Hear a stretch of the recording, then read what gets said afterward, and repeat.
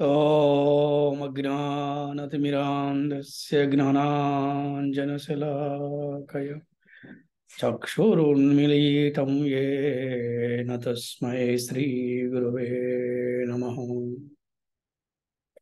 श्रीचैतन्यमनोभीष्टं स्थापितं येन भूतले स्वयं रूपः कदा मह्यं ददाति स्वपदान्तिकम्।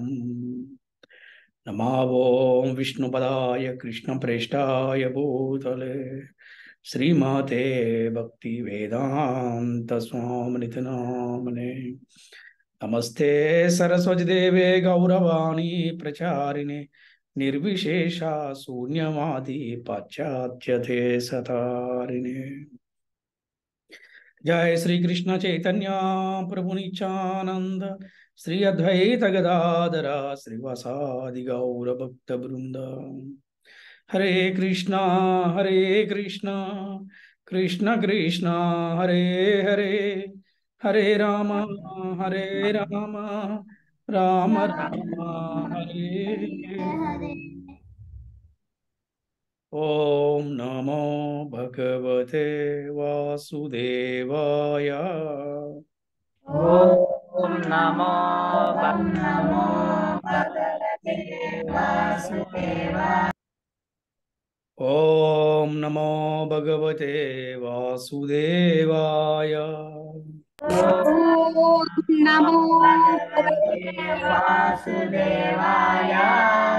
ओम नमो भगवते वासुदेवाय। ओम नमो भगवते वासुदेवाय। హరే కృష్ణ. ఈనాటి భగవద్గీత క్లాస్కి వచ్చినటువంటి భక్తులందరికీ కూడా ఆత్మీయ ఆహ్వానం పలుకుతున్నాము. హరే కృష్ణ. हरे कृष्ण। హరే కృష్ణ.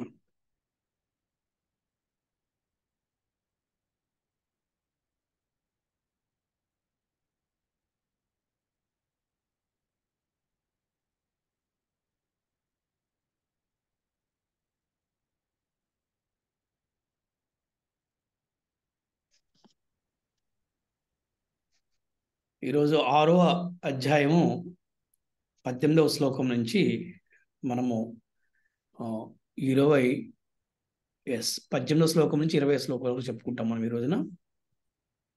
హరే కృష్ణ. శ్లోకం చదువుతారా? హరే కృష్ణ గురూజీ. పద్మజ గురూజీ. యదా వినయతం చిత్తమాత్మన్యేవావతిష్ఠతే నిస్పృహః సర్వకామేభ్యో యుక్త ఇత్యుచ్యతే తదా. హరే కృష్ణ గురూజీ. వారు సంపూర్ణ క్రమశిక్షణతో మనస్సుని అన్ని స్వార్థపూరిత వాంఛల నుండి వెనక్కి మరల్చి పరమశ్రేష్టమైన ఆత్మ శ్రేయస్సు యందే లగ్నం చేస్తారు. ఇటువంటి వారు యోగంలో ఉన్నారు అని చెప్పబడతారు. మరియు వారు సమస్త ఇంద్రియ కోరికలకు అతీతంగా ఉంటారు. సంపూర్ణ క్రమశిక్షణ, it is a discipline, holistic discipline అనమాట. మనం ఎన్నోసార్లు కూడా చెప్పుకున్నాము, క్రమశిక్షణతో కూడిన భక్తి చేసినప్పుడు ఏమవుతుందంటే మళ్ళీ ఆ భక్తిలో నుంచి పడిపోయే అవకాశం ఉండకపోవచ్చు. క్రమశిక్షణతో కూడిన భక్తి కనుక చేస్తే ఏమవుతుందంటే అంచెలంచెలుగా కొద్దిగా టైం పట్టొచ్చు, భక్తిలో ఉన్నతమైన ఉత్తమమైన స్థాయికి వెళ్తానికి మనకి చాలా ఉపయోగపడుతుంది. అసలు భక్తి అంటేనే క్రమశిక్షణ, ఇట్స్ డిసిప్లైన్, యాటిట్యూడ్, బిహేవియర్, ఇవన్నీ కూడా చాలా అవసరం. అలాగా క్రమశిక్షణతోటి, అలాగే అన్ని స్వార్థ పూరిత వాంఛల నుండి వెనక్కి మరల్చి. చూడండి, మనసు ఎలా ఉంటుందంటే చెప్తుంటాం, మన మనసే మనకి మిత్రువు, మన మనసే మనకి శత్రువు అని చెప్తుంటారు. ఈ మనస్సు ఎలా ఉంటుంది అంటే కొన్నిసార్లు ఈ నిర్ణయం తీసుకునేటప్పుడు ఆ నిర్ణయము సరైన నిర్ణయాన్ని సరైనది కాదని చెప్తుంటాం. సరి అయిన కాని నిర్ణయాన్ని సరైనది చెప్తూ ఉంటుంది అనమాట. ఈ మనస్సు అనేది చాలా జాగ్రత్త ఉండవలసిన విషయం. అలాగే ఈ స్వార్థపూరిత వాంఛలుని వెనక్కి మరల్చడం, స్వార్థం లేకుండా నేను నిరంతరము కూడా సేవ చేస్తాను, అంటే నా గురువుకి, నా కృష్ణుడికి సేవ చేస్తాను. అలాగే పరమశ్రేష్ఠ ఆత్మశ్రేయస్ అందే లగ్నం చేస్తారు. అసలు పరమశ్రేష్టమైనది, ఉత్తమమైనది, ఉన్నతమైనది ఏమిటంటే ఆత్మశ్రేయస్సు అనమాట. అంటే కేవలం భౌతికమైనటువంటి ఈ శరీరానికే శక్తినిస్తూ, ఈ భౌతికమైన శరీరానికి తృప్తిపరచడం కాకుండా, ఇంద్రియాలు తృప్తిపరచడం కాకుండా ఆత్మతృప్తి ఉండాలి. ఆత్మతృప్తి ఉండాలి. అందుకంటారు సెల్ఫ్ సాటిస్ఫాక్షన్ అంటారు అనమాట. ఆత్మతృప్తి అనేది కంపల్సరీగా ఉండాలి. అటువంటి యోగులు ఆత్మ శ్రేయస్సుందు లగ్నం చేస్తారంట. ఇటువంటి వారిని ఏమంటారంటే యోగములో ఉన్నవారుగా చెప్పబడతారు. యోగం అంటే ఇది అనమాట. యోగం అంటే ఏదో శారీరకమైనటువంటి ఆసనాలు చేస్తూ యోగం అంటే అది కాదు.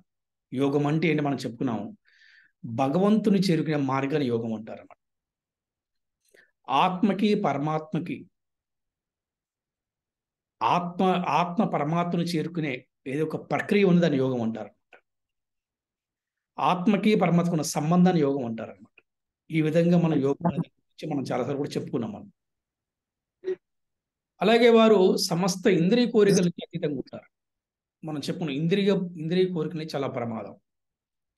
ఈ ఇంద్రియ కోరిక నుంచి వారు అతీతంగా ఉంటారు. వారిని ఏమన్నారు, యోగములో ఉన్నవారని చెప్పబడతారు.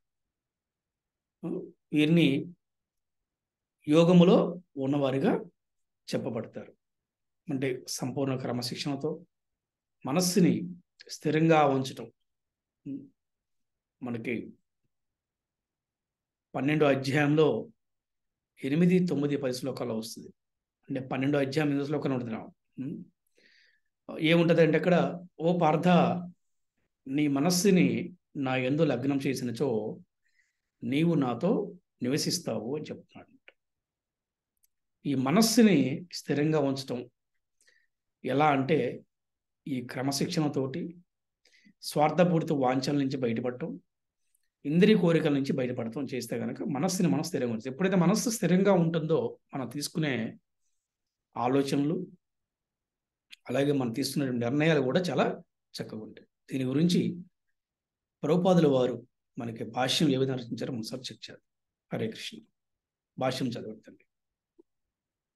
హరే కృష్ణ గురూజీ. శ్రీల ప్రభుపాద వారి భాష్యంకి జై. భాష్యము. యోగి అనేవాడు సహజముగానే అన్ని రకాల భౌతిక వాంఛల నుండి విరమణ పొందియుండును. కనుక యోగి కర్మలు సాధారణ జనుల కర్మలకు భిన్నములుగా నుండును. పరిపూర్ణ యోగి తన మనోకర్మలను చక్కగా నియంత్రించి ఏ విధమైన భౌతిక వాంఛ చేతను కలతకు గురికాడు. శ్రీమద్ భాగవత్ ఇక్కడ మనం తెలుసుకోవాల్సిందంటే ఈ ఒక్క చాప్టర్లో, అంటే ఈ 6వ అధ్యాయంలో ఎవరు యోగి అంటే ఇక్కడ మనం చెప్తున్నారు. ఎవరు యోగి అంటే ఈ సంపూర్ణ కృష్ణ భక్తి రసభావితుడు యోగి అనమాట. ఇది మనం తెలుసుకోవాలి.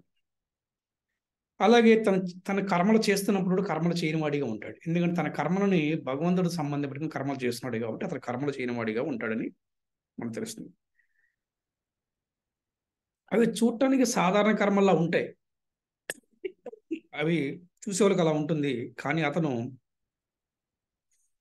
ఎటువంటి కోరికల పట్ల, ఎటువంటి ఇంద్రియ పట్ల అతనికి ఆసక్తి ఉండదు అనమాట.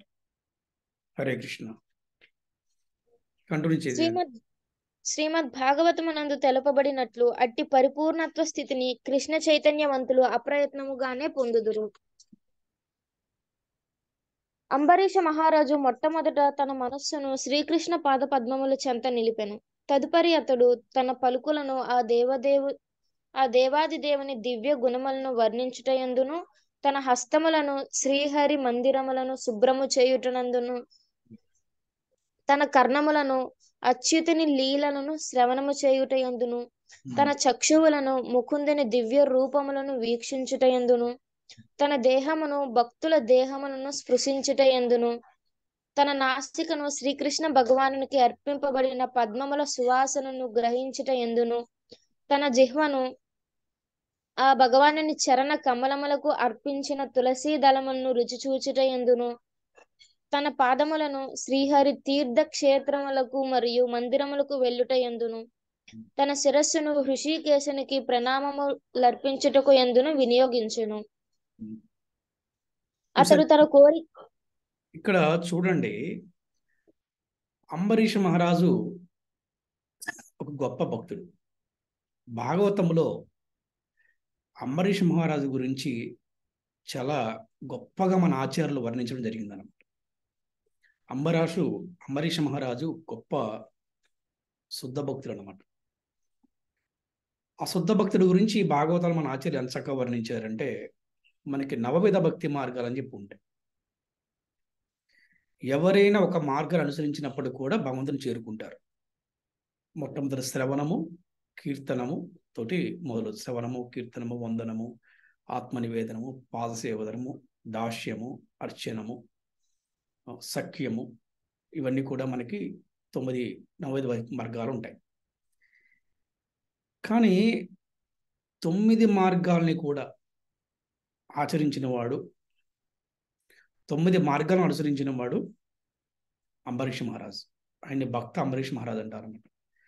ఈ అంబరీష మహారాజు ఏ విధంగా చేశాడో మనకి భాగవతంలో చెప్తున్నారన్నమాట. ఏమని చెప్తున్నారు ఇక్కడ చూడండి. అతని పలుకులను శ్రీకృష్ణుడు దివ్య గుణములు వర్ణించుట. చూసారా, కృష్ణుడి గురించి, కృష్ణుడి లీలల గురించి ఆయన యొక్క పలుకుల వాక్కు చూసారా, వాక్కు ఈ వర్ణించడంలో ఆయన యొక్క వాక్కుని ఆయన ఉంచారనమాట.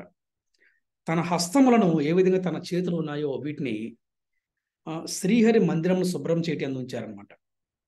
చూసారా, అంటే ఈ విధంగా మనం ఎందుకు ఈ భగవద్గీతను నేర్చుకోవాలి అంటే, మన పూర్వ ఆచార్యులు, మన పూర్వ భక్తులు ఏ విధంగా అయితే భగవంతుడికి సేవ చేసి వారు ఉత్తమమైన మార్గాన్ని అనుసరించారో, అలాగే వారు ఏ విధంగా భగవద్ధామం వెళ్ళారో, వారు ఏ విధంగా సంపూర్ణమైన జీవితాన్ని వారు ఈ భౌతికంగా ముగించారో అది కూడా మనం తెలుసుకొని మనం ఆచరించే ప్రయత్నం చేయాలి. ఇక్కడ మనకు చెప్తున్నారు భక్తులు అనేవి ఎలా ఉండాలి అంటే, అంబరీష్ మహారాజ్ ఈ విధంగా తన హస్తాలని మందిరం శుభ్రం చేయడంలో తన కర్ణాలని, అంటే కర్ణాలు చెవులు అనమాట, వీటిని శ్రవణం చేయటంలో ఈ భగవద్గీత, భాగవత కథలు వినటము, కృష్ణలీల గురించి వినటము, కృష్ణ కథలు వినటము, ఈ విధంగా సంకీర్తనలు వినటము, ఈ విధంగా. అలాగే ఈ చక్షువులు ముకుందుని దివ్య రూపములు వీక్షించుట. మన కళ్ళని ఏంటి, ముకుందుని దివ్య రూపం మనం ఈ విధంగా మనము ఏ విధంగా దర్శనం చేసుకోండి, పాదాల దగ్గర నుంచి కృష్ణుడి పాదాలు ఎలా ఉన్నాయి, ఆయన డ్రెస్ ఎలా ఉంది, ఆయనకి ఎటువంటి ఆర్నమెంట్స్ ఇవాళ ఆయనకి అలంకరించారు, ఈ రకమైనటువంటి ఆయన యొక్క రూపాన్ని వీక్షించడం అందరం. అలాగే తన దేహాన్ని, భక్తుల దేహమును స్పృశించుట. చూడండి, మనం చూస్తే కనుక భక్తులు కనబడితే ఇలా మనం వంగి ప్రణామం చేస్తాం. ఎప్పుడు కూడా ఇలా వంగి ప్రణామం చేయాలన్నమాట. హరే కృష్ణ ప్రభుజీ దండోత్ ప్రణాం, హరే కృష్ణ మాతాజీ దండోత్ ప్రణామం అని చెప్పేసి మనం చెప్తూ ఉంటాం. ఆ విధంగా తన దేహాన్ని ఈ విధంగా స్పృశించడం అందరం. నాసికను అంటే ఏంటి, ముక్కు ద్వారా భగవంతుడు అర్పించే కలువ పూలతోటి, అంటే ఇక్కడ కలువ పూలు అన్నారు, ఏ పూలని సరే మనము భగవంతుని అర్పించే పూలని మనం వాసన చూస్తాం. ఇది మన మందిరాల్లో హారతి ఇచ్చినప్పుడు కూడా మనకి చూపిస్తూ ఉంటారు. అంటే అట్లాగే తన జిహ్వాను భగవానునికి అర్పించినటువంటి తులసి దళాలని, అలాగే నైవేద్యాన్ని మన ప్రసాద రూపంలో మనం స్వీకరిస్తూ ఉంటాం. అలాగే పాదాలని మనము ఏవైతే మన శ్రీహరి క్షేత్రాలు ఉన్నాయో, ఏంటి మనకి మధుర, బృందావనం, శ్రీరంగం, తిరుమల తిరుపతి ఏవైతే మనకి ఇలా ఉన్నాయో, పూరి జగన్నాథ్, ఇటువంటి టెంపుల్స్కి వెళ్ళటంలో ఈ యొక్క పాదాలకి ఆ విధంగా మందిరాలకి పోవట బాగుంటుంది అనమాట. తన శిరాన్ని అంటే తలని చూడండి, మన మందిరాలకు వస్తే ప్రభువులందరూ కూడా సాష్టాంగ నమస్కారం చేస్తారు, మాతాజీలు అర్ధ సాష్టాంగ నమస్కారం చేస్తూ ఉంటారు. అంటే తలను వంచి ఆ స్వామివారికి మనం వందనం చేస్తాము. తన కోరికలను ఉత్తమ శ్లోకుడైన శ్రీకృష్ణుని కార్యాలకి నిర్వహించడందును వినియోగించడం. కోరికలు లేకుండా ఏ మనిషి ఉండడు, కోరికలు లేకుండా ఏ మనిషి ఉండడు. ఈ కోరికలు మనం కృష్ణ సంబంధ కోరికలుగా మనం మార్చగలిగితే కనుక ఈ విధంగా ఉంటుంది. ఫర్ ఎగ్జాంపుల్, ఒక వ్యక్తికి అన్నదానం చేయాలని కోరిక ఉంది. ఆ వ్యక్తి ఏం చేయాలంటే ఈ యొక్క స్వామివారికి చక్కగా ఈ నైవేద్యం తయారు చేసి, అంటే ఆ అన్నం తయారు చేసి అది స్వామివారి నైవేద్యం పెట్టి అది కనుక అందరికి కనుక వితరణ చేస్తే అతని కోరిక తీరింది. అలాగే కృష్ణ ఇది ఆ కోరిక, ఇది కృష్ణ కోరిక అవుతుంది అనమాట. ఈ విధంగా కూడా చాలా చక్కగా మనము దీన్ని మనం అర్థం చేసుకోవచ్చు. ఈ విధంగా కృష్ణుడి కార్యాలయందు తన యొక్క కోరికలను కృష్ణుడి కార్యాలయందు నిర్వహిస్తూ ఉంటాడు. హరే కృష్ణ. కంటిన్యూ చేయండి. అతడు తన కోరికలను ఉత్తమ శ్లోకుడైన శ్రీకృష్ణుని కార్యములను నిర్వహించుటయందు వినియోగించెను. అతని ఈ ఆధ్యాత్మిక కార్యములన్నీయును శుద్ధ భక్తుల లక్షణమై ఉన్నవి. నిరాకార మార్గమును అవలంబించు వారికి ఇట్టి ఆధ్యాత్మిక స్థితిని వర్ణించుట సాధ్యము కాదు. కృష్ణ చైతన్యవంతునికి అది అత్యంత సులభము మరియు ఆచరణ యోగ్యమగును. ఇక్కడ ఎందుకంటే నిరాకారంలో ఉన్న వారికి ఎందుకు సాధ్యం కాదు, కృష్ణ భక్తిలో ఎందుకు సాధ్యం అవుతుందంటే, ఇక్కడ భగవంతుడు రూపము లేదనిగా వాడికి ఏ విధంగా సాధ్యపడుతుంది? ఇప్పుడు ఒక విశ్వాసం లేనిది ఏ కార్యమని ఏ విధంగా సఫలమవుతుంది? మనము ఒక గురువుని స్వీకరించిన, మనము భక్తిని స్వీకరించిన, ఒక పూజ చేసిన, హోమం చేసిన, యజ్ఞం చేసిన విశ్వాసం ఉండాలి కదా. అలాగే నిరాకారవాదులకి భగవంతుడికి ఆకారమలే అనుకునే వాడికి ఏ విధంగా ఇది సాధ్యపడుతుంది? సాధ్యపడదు. కానీ భగవంతుడికి ఆకారం ఉన్నది, సాకారవాది భగవంతుడు రూపం ఉన్నది, శాశ్వతమైన రూపము. ఆ రూపమే నీలిమేఘ శ్యామసుందరుడు, ఈయన గోలోకంలో ఉంటారు అని ఎవరైతే సంపూర్ణ జ్ఞానాన్ని ఎరిగి ఉంటారో వారికి ఇది అతి సులభంగా ఇది వస్తుంది అనమాట. అది సులభంగా అతనికి సాధ్యపడుతుంది. హరే కృష్ణ.